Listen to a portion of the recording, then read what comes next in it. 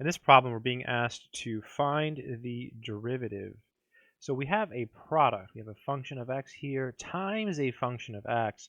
So we're going to use something called the product rule. The product rule basically says if you have two functions, f times g, and you want to take the derivative, think of f as your first function and g as your second function.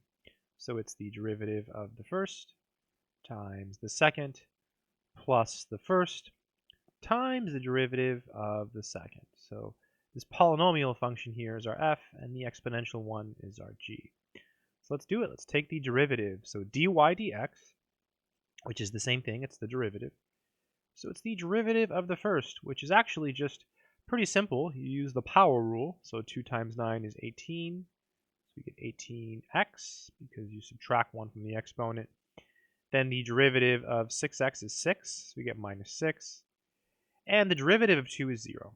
So this is the derivative of the first piece times the second piece. So we just write it again.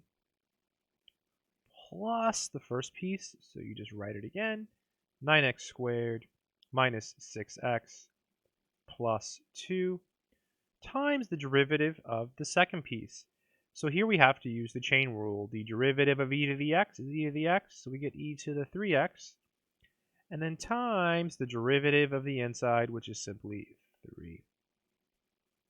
Okay, let's distribute and clean all of this up. Let's see here. Actually, we can pull out an e to the 3x. That might be a little bit easier. Let's do that. So e to the 3x, I'll use a bracket. That leaves us with 18x minus 6.